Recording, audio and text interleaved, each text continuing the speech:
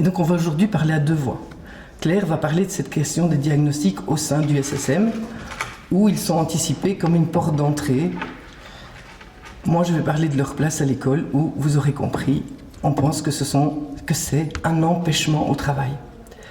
Dans un troisième temps, on va essayer de raconter la manière dont on travaille ensemble, école et services de santé mentale, et on essaiera de conclure, ou en tout cas d'ouvrir la piste d'une coélaboration pour que les choses s'apaisent et s'améliorent pour nous, mais surtout pour les enfants et pour les familles.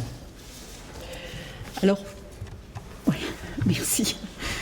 Devant des difficultés persistantes, devant une souffrance qui cherche à se dire dans des comportements de plus en plus insupportables pour les parents ou des intervenants, après déjà un parcours compliqué de mots qui blessent, parents et ou intervenants vont s'adresser aux médecins, aux spécialistes pour demander un diagnostic. On l'a vu dans l'exposé de ce matin, qu'à certains moments, quand on se sent coincé, on va demander un diagnostic. Nommer un comportement une maladie, ce n'est pas rien. Ça touche la norme, ça touche le rapport entre individu et société.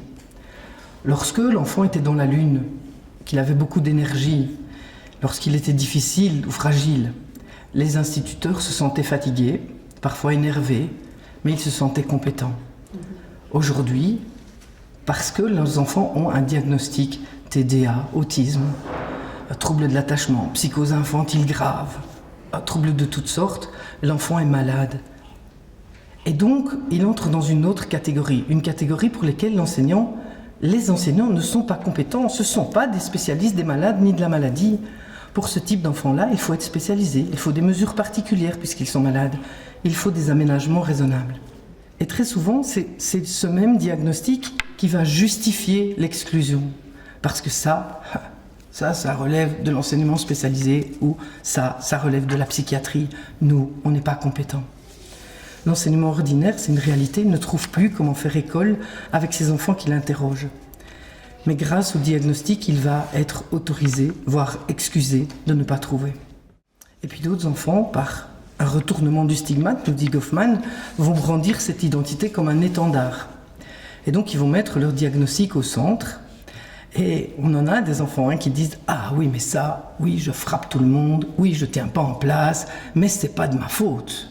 C'est pas de ma faute. Je suis TDAH ou n'importe. » Il y en a même un, il avait 10 ans quand même, il nous a dit « Ah mais moi, je sais pas aller en classe, je suis fatigué. » Bien, oui, je suis schizophrène. Ah bon? Et comment tu sais ça? Ah ben c'est mon psychiatre qui l'a dit. Et c'est quoi être schizophrène? Ah ben cette schizophrène, c'est pas dormir la nuit. Et donc je dors pas. Et donc tu comprends, je peux pas suivre les cours. Et donc maintenant je vais me reposer, puis tout à l'heure ça ira mieux, ce sera l'heure de la récré. Mais l'école est obligatoire, à l'école on doit travailler. Et donc il faudra bien, schizophrène ou non, c'est pas notre problème, il faudra bien que tu travailles. Et donc oui, pour que nous puissions nous fâcher, on a besoin d'être sûr que d'autres prendront en charge le travail thérapeutique et le travail d'élaboration intrapsychique. Sinon, ce serait de la maltraitance.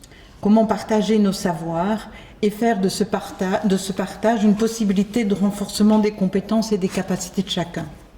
Ça, c'est un peu la question, en tout cas, qu'on voulait essayer d'amener et de travailler. Le diagnostic peut jouer un rôle d'accélérateur de réseau. Il convoque, fait flamber, paralyse, est un outil de pouvoir, parfois abusif, il ouvre, il exclut, il se fait oublier, il impose. Le diagnostic médical utilise un langage verbal scientifique qui peut écraser l'enfant et sa famille, et certains intervenants.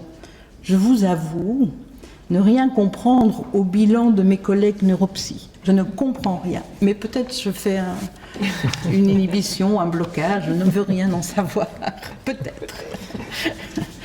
Poser un diagnostic, mais l'un dans une place de savoir, l'autre dans une place, celle d'observer, d'objet, d'étude. Les mots du diagnostic risquent de faire de la différence, une maladie, et d'habiller l'enfant d'une identité stigmatisante. Les prescriptions assorties au diagnostic parfois provoquent une désinscription sociale, augmentent la souffrance et l'exclusion. Et dans un mouvement tout à fait paradoxal, une offre de soins spécialisée crée une incompétence sociale ordinaire. On rêverait d'un diagnostic de ressources et de compétences, d'un diagnostic qui ne désigne pas l'enfant et sa famille comme malades, mais soulignerait que le comportement qui pose problème aujourd'hui est en fait une adaptation, certes problématique, mais sans doute efficace, à une situation qui était difficile. On rêverait d'un diagnostic fait en réseau, qui requalifierait, rendrait le changement possible, que l'histoire se pense, le lien se retisse.